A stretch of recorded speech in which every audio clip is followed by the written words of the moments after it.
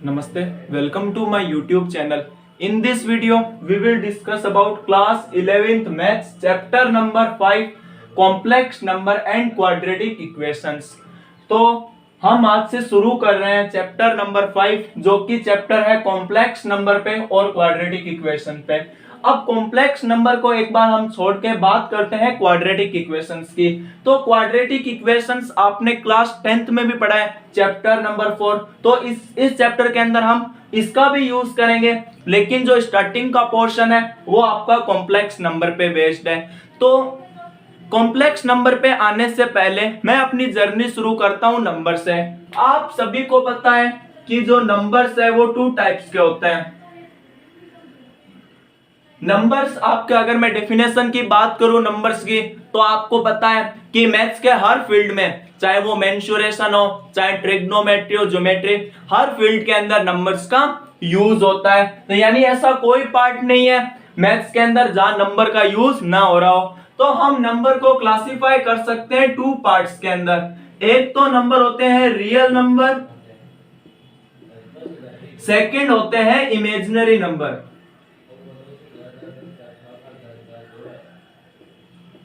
Imaginary number. अब बात करें अगर रियल नंबर्स की, तो आप क्लास 9th 10th में रियल नंबर्स का चैप्टर पढ़ के आ चुके हो। यानी real numbers are those number that can be rational और इरेशनल। यानी जितने भी दुनिया के अंदर रैशनल है और इरेशनल नंबर है वो सारे रियल नंबर होंगे। बात करें अगर इमेजिनरी नंबर की, तो ये आपने नहीं पढ़ा है, ये हम चैप्टर इसी के अंदर इंक्लूड करते हैं। तो मैं ज्यादा क्लासिफिकेशन की बात नहीं करूंगा। वैसे आप सभी को पता है कि अपने रियल नंबर को दो क्लासिफाई कर सकते हैं, रैशनल इरेशनल की, क्योंकि वो हमारे यूज का नहीं है। फिर रैशनल और पार्ट में डिवाइड हो जाता है इंटीजर्स फ्रैक्शन के अंदर, वो हम बात नहीं कर रहे हैं। हम बात करेंगे सिर्फ इमेजिनरी नंबर की। इमेजिनरी नंबर्स वो नंबर है, जैसे कि नाम से ही पता लग रहा है, जिन्हें हम इमेजिन कर सकते हैं। मान लीजिए अगर मैं डेली लाइफ से एग्जांपल लूं कि मैंने इमेजिन किया कि मेरे पास $20,000 हो, रुपीज इतने, तो ये तो मैं बस इमेजिन कर सकता हूं। इतने आपको पता है कि नहीं हो सकते, ठीक है। तो ये इन्हें बस इमेजिन कर सकता हूं। आप कुछ और सोचते हो वो आपकी इमेजिनेशन है, ठीक है। यानी जिनको हम बस समझ सकते हैं, इमेजिन कर सकते हैं, वो नंबर होते हैं इमेजिनरी नंबर। अगर मैं इसकी एग्जांपल की बात करूं, तो आपसे मैं एक क्वेश्चन पूछता हूं, x² + 25, ये इसे आप सोल्व कीजिए। तो इसे आप क्लास 10th में सोल्व करके आ चुके हैं, इक्वल्स टू 0। तो इसे हम सोल्व करेंगे तो ये क्या आएगा, x² is equals to plus का 25 इक्वल की साइड जाके माइनस का 25, और x यहां से आ जाएगा plus minus under root minus 25। तो यहां से हम क्या लिख सकते हैं, x is equals to plus minus root 5। तो यहां आपने देखा कि जो आपके पास x की वैल्यू है वो रूट माइनस के अंदर आ रही है, और जो रूट 5 के अंदर हम इंक्लूड नहीं करते हैं। तो ये जो नंबर है ये आपका इमेजिनरी नंबर है, ठीक है। तो इमेजिनरी नंबर ये आपको पता लग गया होगा। यानी सबसे कॉमन एग्जांपल आप यही समझ सकते हो कि रूट के अंदर अगर नेगेटिव आएगा तो वो इमेजिनरी नंबर होगा, ठीक है। तो जो इमेजिनरी नंबर है इन्हें हम डिनोट करते हैं आयोटा से, ठीक है। आयोटा एक ग्रीक वर्ड है, इसका सिंबल होता है स्मॉल आई। ये ग्रीक वर्ड से लिया गया वर्ड है, जिस प्रकार थीटा हो गया, गामा हो गया, अल्फा बीटा, ये सारे ग्रीक वर्ड्स है, और उसी के अंदर होता है आयोटा। चलो इसकी बात करते हैं। आप सभी को पता है, मैं इसे रफ करता हूं क्योंकि ये हमारे काम का नहीं है। अब हम जर्नी शुरू करते हैं। कॉम्प्लेक्स नंबर पे मैं बाद में आऊंगा, पहले मैं इमेजिनरी नंबर बता रहा हूं। जिस प्रकार लिखा है √-7, तो ये आप क्या बताओगे कि ये एक इमेजिनरी नंबर है, क्योंकि रूट जो अब -7 है वो रूट के अंदर आ रहे हैं। तो ये आप इसे बोलोगे कि ये आयोटा है, तो ये आ जाएगा आपके पास रूट। तो जो √-7 है इन्हें हम लिखेंगे √7 आयोटा, ठीक है। तो ये आपका इमेजिनरी नंबर है। तो जब भी आयोटा दिख जाएगा आप बताओगे कि ये एक इमेजिनरी नंबर है। तो ये कैसे आया, देखो √-7 है, तो इसे मैं यूं लिख सकता हूं, √-1 × 7, बात एक ही है, चेक कर लो आप, -7 ही आएगा। इसे और सोल्व करते हैं तो ये आ जाएगा 1 इंटू √7, ठीक है। तो जो रूट माइनस सॉरी ये अंदर आएगा। अब देखो जो -1 है वो रूट के अंदर है, तो ये रिप्रेजेंट करता है आयोटा और √7। तो ये आप आगे लिखो चाहे पीछे लिखो, एक ही बात है, ये आ जाएगा √7 आयोटा। आई थिंक ये आपको बात समझ आई होगी। चलो कुछ और प्रैक्टिस करते हैं। मान लीजिए कि अब की बार आपके पास है रूट के अंदर -3, इसे आपको इमेजिनरी नंबर में क्लासिफाई करना है, तो हम क्या लिखेंगे √3 आयोटा। अगर यूं होता √-6 तो आप लिखते हैं √6 आयोटा, ठीक है। क्योंकि आपको पता है कि ये इमेजिनरी नंबर है, तो ये आपको समझ आ गया होगा। चलो हम आगे अब मूव करते हैं। ये सारी बेसिक चीज है, ये वीडियो का इंट्रोडक्शन है, तो हम इसके अंदर बेसिकली इंट्रोडक्शन की बात करेंगे। अब देखिए जो आयोटा है ये होगा रूट के अंदर -1, ये आपको पता लग गया होगा। अब अगर मैं इसके पावर की बात करूं, अगर मैं बोलूं आयोटा का स्क्वायर किसके इक्वल होगा, तो आप क्या करोगे, देखो इसका मीन ये आ गया आयोटा इंटू आयोटा।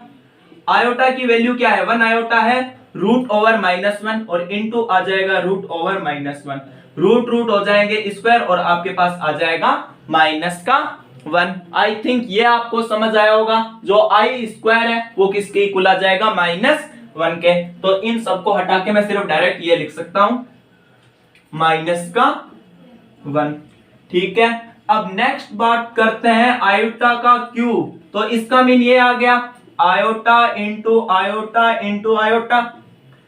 देख लीजिए अब ये आ जाएगा √-1 इंटू √-1 और √-1।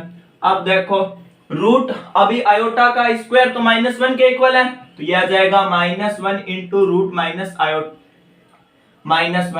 तो ये किसके इक्वल आ जाएगा, तो -1 है और √-1 होता है आयोटा, तो ये आपके पास आ जाएगा माइनस का आयोटा, ठीक है। तो आयोटा का क्यूब किसके इक्वल आएगा, माइनस का आयोटा के इक्वल।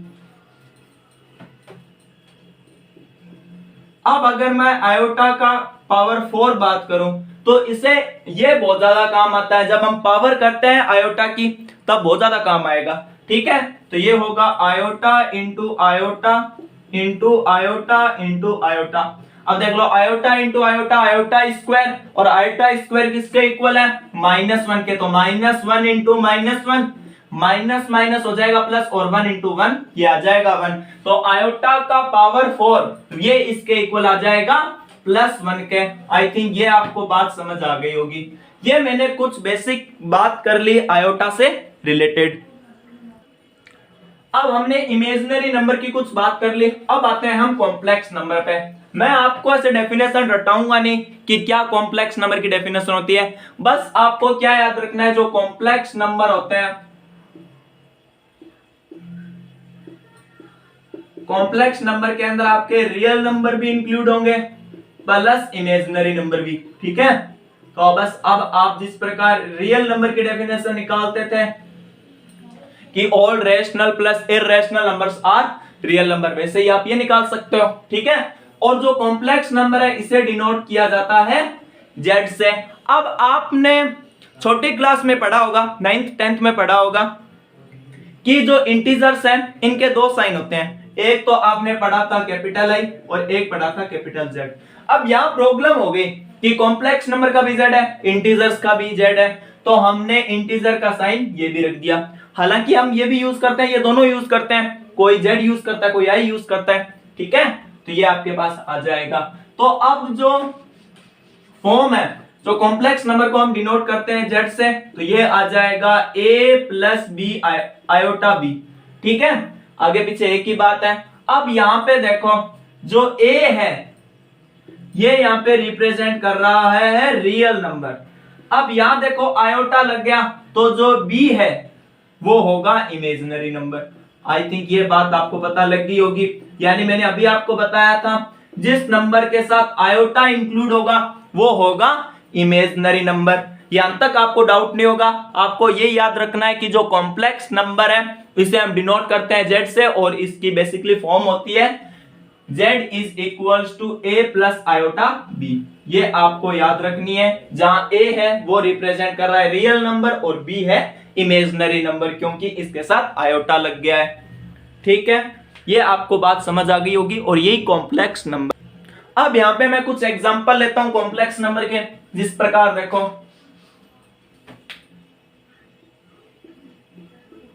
मैंने लिखा z is equals to z1 दे देते हैं।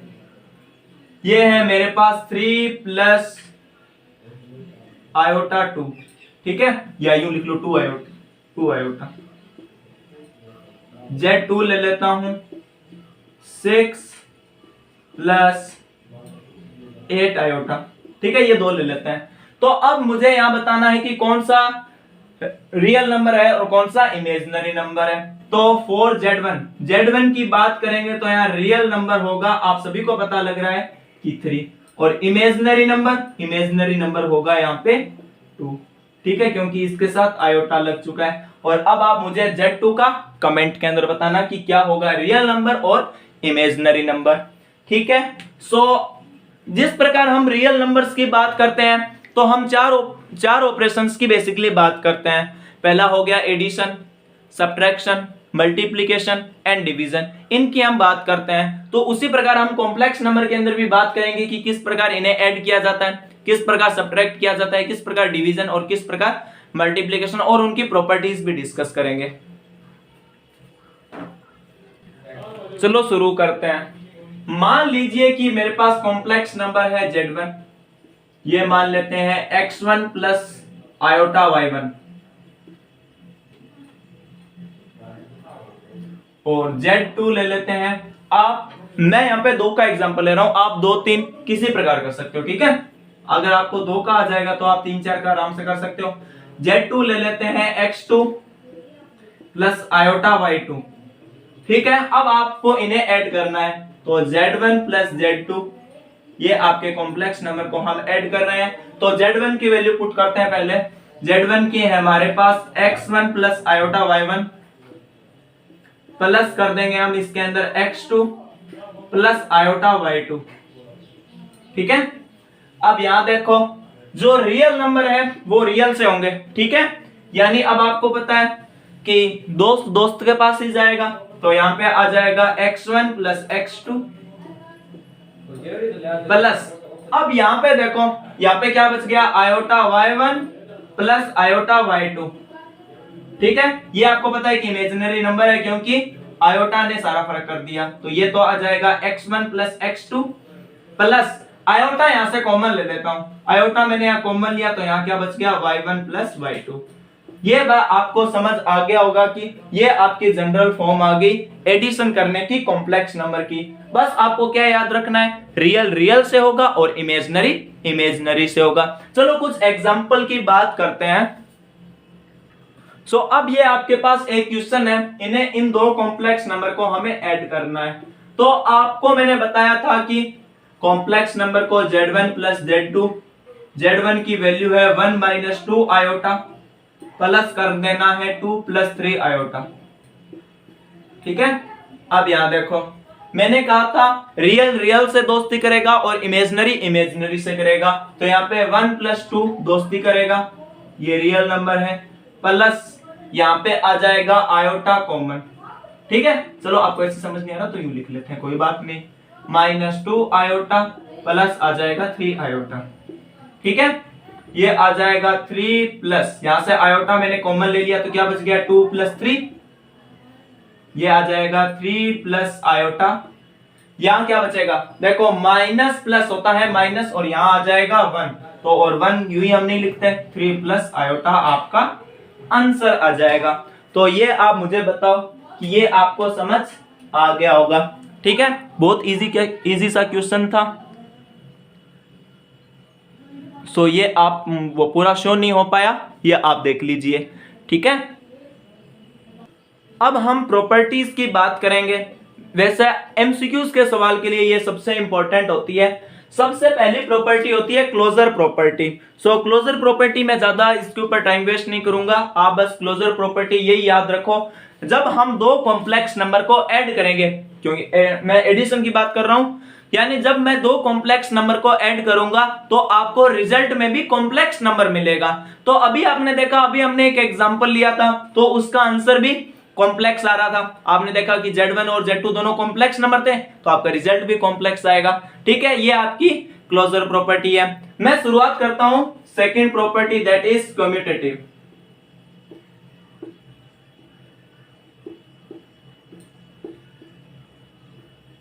कम्यूटेटिव लॉ बोलते हैं इसे, ये आपने छोटी क्लास में पढ़ा है। मैं शुरुआत करता हूं, देखो, या a प्लस बी को आप ऐड कर रहे हो तो इसे आप लिख सकते हो b प्लस ए। ये करते थे या नहीं करते थे? करते थे, 6th क्लास से पढ़ते आ रहे हैं। वैसे ही इसी प्रकार है, यानी Z1 a complex number plus Z2 किया तो इसे हम ये भी लिख सकते हैं Z2 प्लस Z1। ये आपका होता है कम्यूटेटिव लॉ और ये आपका एडिशन में एप्लीकेबल होता है, लेकिन जो कम्यूटेटिव लॉ है ये सब्ट्रैक्शन के अंदर एप्लीकेबल नहीं है। ठीक है, ये ध्यान रखना थोड़ा। तीसरी प्रॉपर्टी आपने पढ़ी है, दैट इज एसोसिएटिव।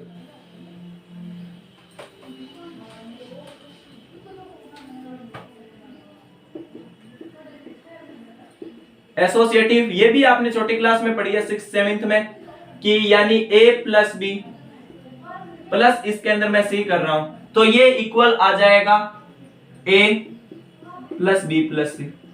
ठीक है, यानी पहले मैंने इन दो नंबर को ऐड कर दिया एक साथ, प्लस मैंने सी कर दिया उसमें, तो आगे क्या हो जाएगा, एक को अलग कर देंगे ये और बी प्लस सी हो जाएंगे। तो उसी प्रकार अगर मेरे पास तीन कॉम्प्लेक्स नंबर है Z1 Z2 और Z3, तो ये आ गया Z1 प्लस Z2, इनको एक साथ ऐड किया और Z3 को अलग से ऐड किया, तो आपको रिजल्ट के अंदर सेम ऐसा ही मिलेगा Z1 और ये मिल जाएगा Z2 प्लस Z3। यानी आपको बस ये याद रखना है कि यानी अगर मैं तीन कॉम्प्लेक्स नंबर को ऐड करूंगा तो वो आपका एसोसिएटिव होगा और एसोसिएटिव एप्लीकेबल होता है एडिशन के अंदर। ठीक है, सब्ट्रैक्शन की हम बाद में बात करेंगे, उसके अंदर हालांकि कोई यूज नहीं होता है। चौथी प्रॉपर्टी है एडिटिव आइडेंटिटी। अगर मैं आपसे एक सवाल पूछूं एडिटिव आइडेंटिटी का,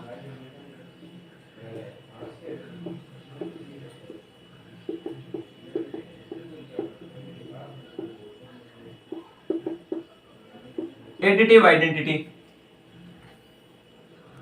अगर मैं आपसे एक सवाल पूछूं, ये मेरा एक नंबर है, मान लीजिए कि एक नंबर है, उसके अंदर अगर मैं क्या ऐड करूं कि मुझे ए वापस मिल जाए, क्या ऐड करूं कि मुझे ए वापस मिल जाए? आपको पता है 0 ऐड करेंगे, छोटी क्लास में पढ़ते थे, 8th क्लास में भी था कि यानी किसी भी नंबर के अंदर हम अगर 0 ऐड कर देंगे तो हमें सेम नंबर मिलेगा।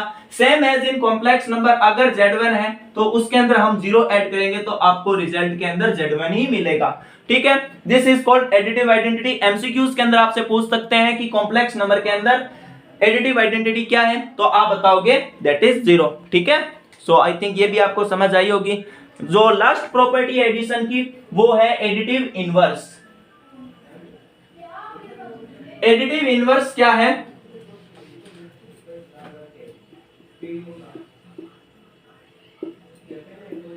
मान लीजिए कि मेरे पास ए एक नंबर है, उसके अंदर मैं क्या करूं कि मुझे 0 हो मिल जाए, यानी इसे कहते हैं एडिटिव इनवर्स, एक दूसरे को अपोजिट करना। तो यानी अब आप मुझे क्या बताओगे, यानी मैं यहां क्या ऐड करूं कि मुझे रिजल्ट के अंदर 0 मिल जाए, तो आप बोलोगे माइनस ए, यही बोलोगे। इसे सोल्व करोगे तो प्लस माइनस माइनस, ये 0, ये प्लस का है माइनस का है, कट जाएंगे तो वैल्यू आ जाएगी 0। Same as in complex number, अगर मेरे पास Z1 है और उसको मैं माइनस Z1 से ही ऐड कर दूं तो आपको रिजल्ट के अंदर मिलेगा 0। This is called additive inverse. ये आपको एमसीक्यूज के अंदर पूछ सकते हैं। सो ये मैंने आपको एडिशन बता दी है कि किस प्रकार एडिशन किए जाते हैं कॉम्प्लेक्स नंबर के, और उनकी कुछ प्रॉपर्टीज जो आपको याद रखनी है। सो मैं वीडियो को लेंथी नहीं करना चाहता, आगे आने वाली वीडियो में हम सब्ट्रैक्शन, मल्टीप्लिकेशन, सब्ट्रैक्शन की अलग लाऊंगा, मल्टीप्लिकेशन की अलग और डिवीजन की अलग, और पावर्स को किस प्रकार करते हैं, और आगे हम आगे और भी डिस्कस करेंगे, पूरी एक्सरसाइज सॉल्व करेंगे। अगर आप हमारे चैनल पे नए हैं तो चैनल को सब्सक्राइब करें, पास में आपको बेल आइकन दिख रही होगी उसको भी आप प्रेस कर लें। उससे आपको क्या होगा, जो मेरी नई वीडियो होगी वो आपको टॉप पे मिल जाएगी। अगर आपको वीडियो अच्छी लगी है तो वीडियो को करें शेयर और वीडियो को कर दीजिए like. So thanks for watching my video, see you again.